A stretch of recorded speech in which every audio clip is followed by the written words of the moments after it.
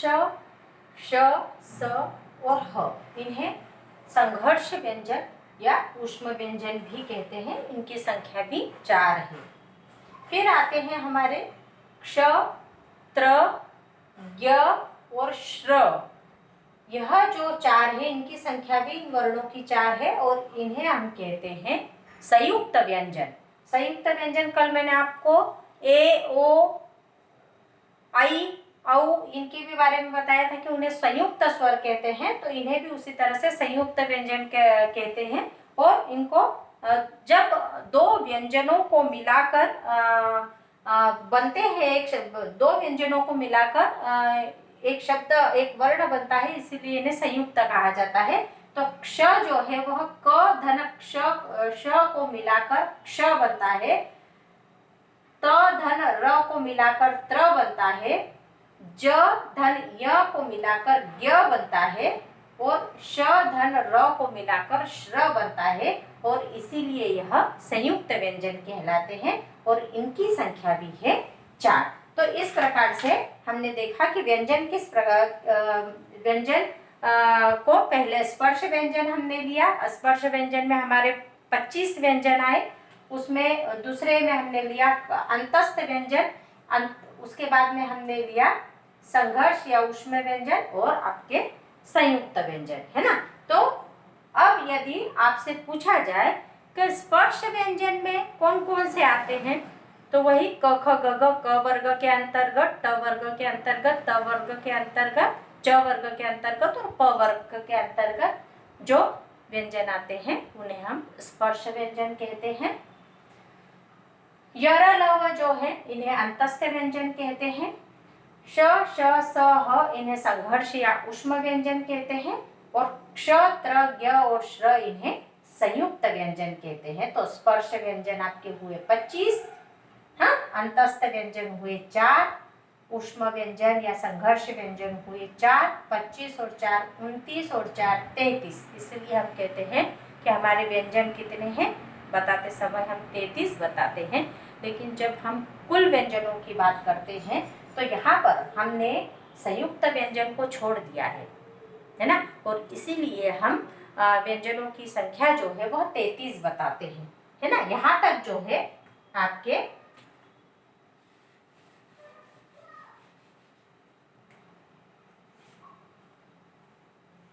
ये आपके 33 व्यंजन हो गए, और 4 संयुक्त व्यंजन जो है इनको हमने इसमें शामिल नहीं किया है।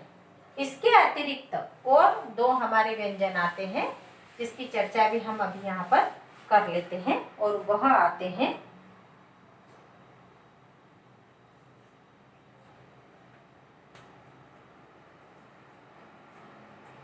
ड और ढ। यह 2 व्यंजन हमारे और आते हैं और इन्हें हम कहते हैं द्विगुण व्यंजन। अब इन्हें द्विगुण व्यंजन क्यों कहते हैं, क्योंकि इसमें हिंदी और फारसी दोनों भाषाओं का गुण होता है, इसीलिए इन्हें हम कहते हैं द्विगुण व्यंजन।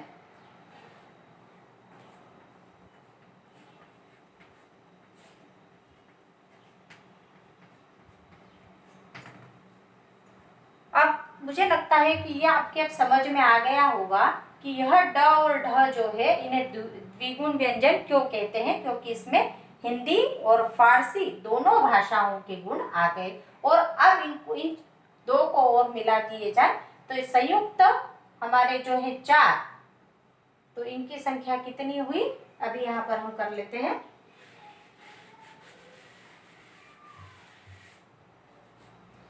संयुक्त व्यंजन 4 और द्विगुण व्यंजन 2, इस तरह से इनकी संख्या हुई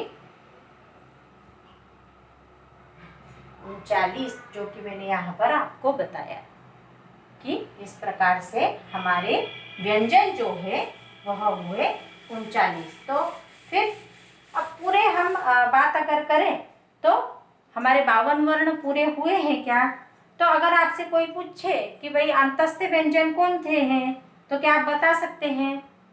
तो निश्चित रूप से य, र, ल, व ऊष्म व्यंजन पूछे जाए तो आप बता सकते हैं कि श, श, स और ह, और स्वर कितने हैं? तो हमने आपको बताए थे कि यह स्वर आपके हो गए 11,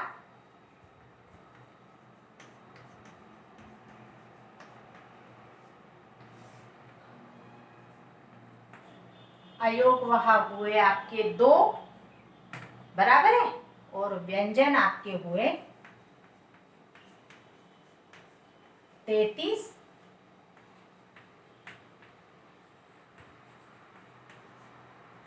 संयुक्त व्यंजन आपके हुए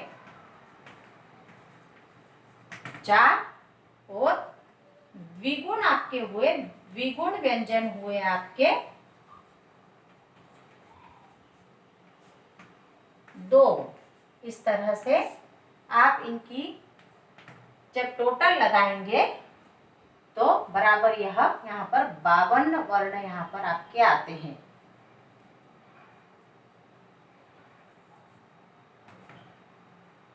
ये आपके 52 वर्णों की संख्या हो गई। तो किस प्रकार से हमारी वर्णमाला में 52 वर्ण है और उन वर्णों का हमने विभाजन किस तरह से किया? स्वर 11, 2 अयोगवाह, व्यंजन 33, संयुक्त व्यंजन 4 और द्विगुण व्यंजन 2, इस तरह से मिलाकर इनकी संख्या हुई 52। मुझे लगता है कि आपको यह जो जानकारी है यह निश्चित रूप से आपकी समझ में आया होगा कि स्वर क्या है और व्यंजन क्या है और किस तरह से उनका विभाजन किया गया। धन्यवाद।